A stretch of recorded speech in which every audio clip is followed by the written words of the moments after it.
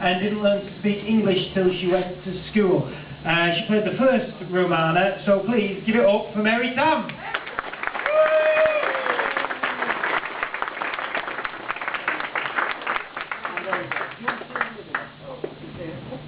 My name's Dominic.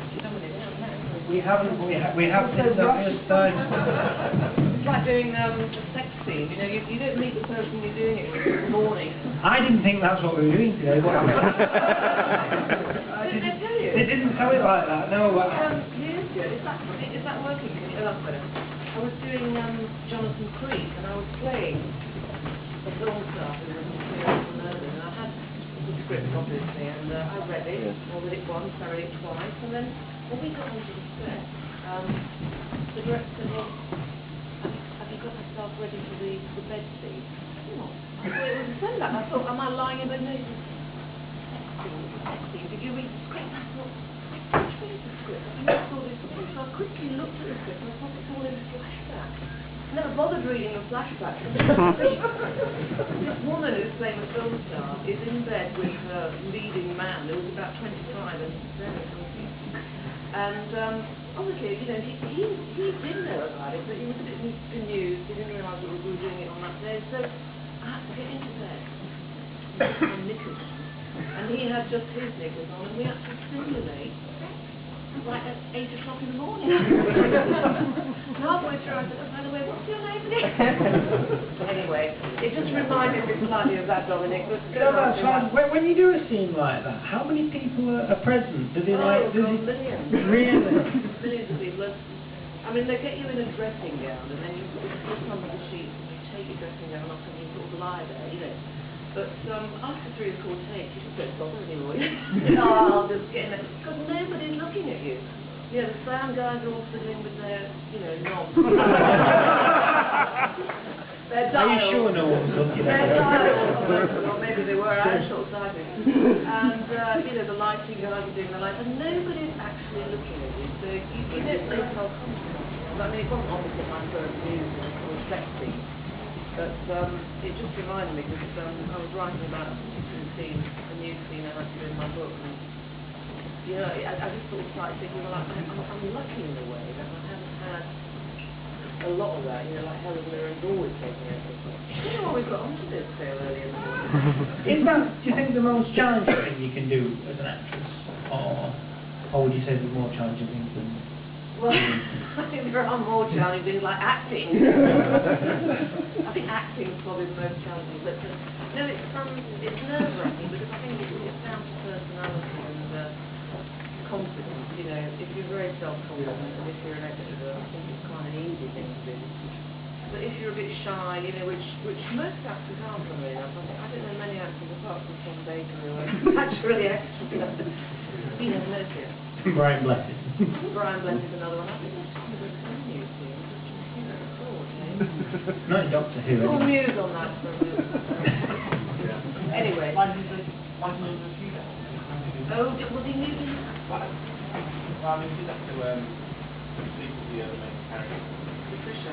Yeah. A friend of mine. In fact, we did a series years ago called Girls Who Never Leave. Before we all had to get our clothes off. And we were so nervous about it that on the day the cameramen all stripped down to their knickers in the studio. If you haven't read the book, it is in the book. As an actress, just a little plug there. No, carry on. Do you want to get a word in edgeways? No, you carry on. I'm sure they want to hear you more than that. Yeah. As an actress, if you could pick any part to do, what would it be?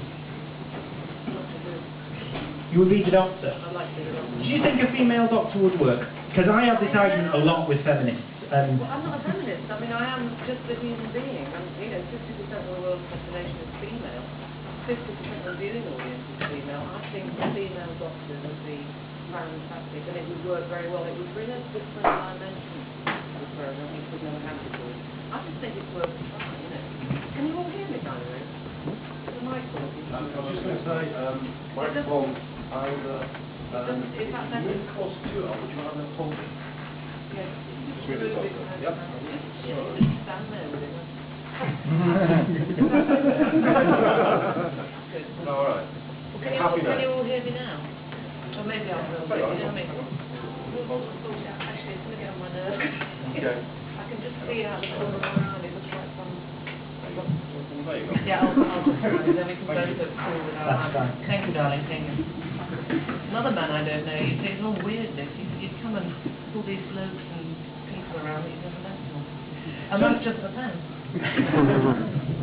As an actress, would you prefer to do TV or theatre?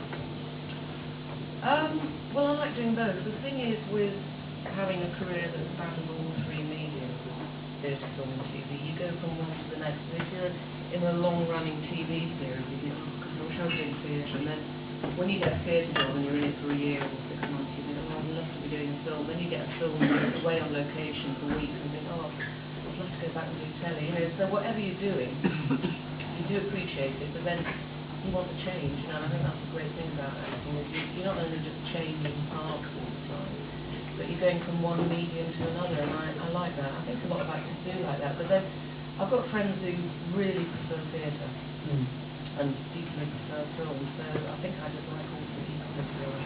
Does it affect you? Working. Yeah, absolutely. Does it affect your personal life at all? What do you mean, acting? Yeah, because obviously if you're away in the theatre, you're on the road or away in a different city. Well, or... yeah, you can be very lonely.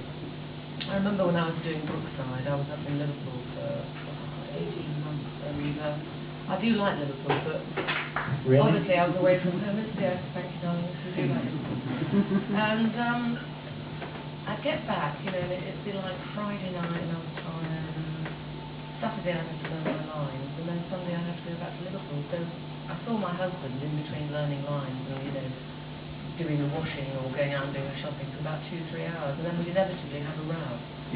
You know, it was like, we'd never seen each other all week, we were so looking forward to seeing each other that all we did was argue, and then we got on the train, he'd say, "Oh, sorry, darling," I said, "Oh, sorry, darling," it was like a brief encounter, and we'd be waving. In fact, we did have some funny incidents doing that, because he once got onto the train to say goodbye, because the train was, you know, just standing there, and there were quite a few of us, and then the doors locked, and he was stuck on the train, and he managed to pry the doors open and jump off, and I saw him, you know, we're all waving goodbye to him, and it was in the days before mobile phones, but apparently after he left, I don't know why I'm laughing, he got arrested.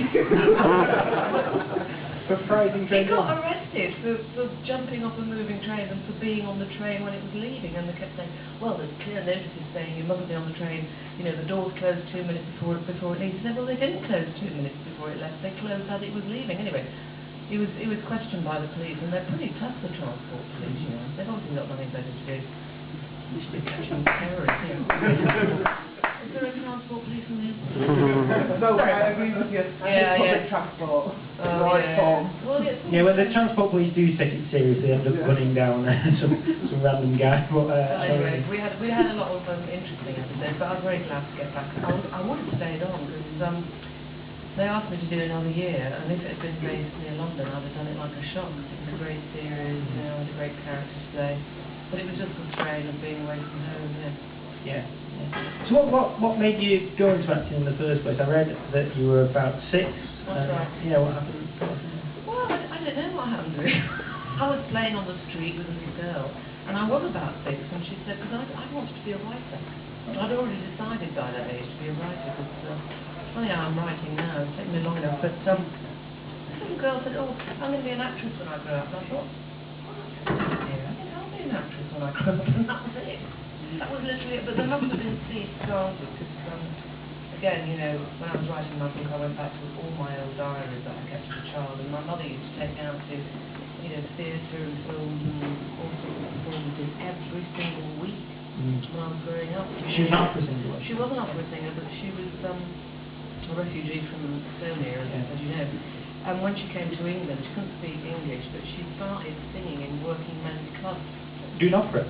Doing light opera, you know, because this was the 50s, remember, and they used to love all these operatic things, you know, the light opera, you know, things like, you know, the song from Carmen, la la la, da, da, all together now, da, da, da, da, you know that one. And actually, I don't think that's a female aria, but a man, she did it anyway. So she did all that, and she also taught singing, but as I say, she used to take me out a lot, and I think all those things must have influenced me. I don't know, it's very strange because we've never had an accident.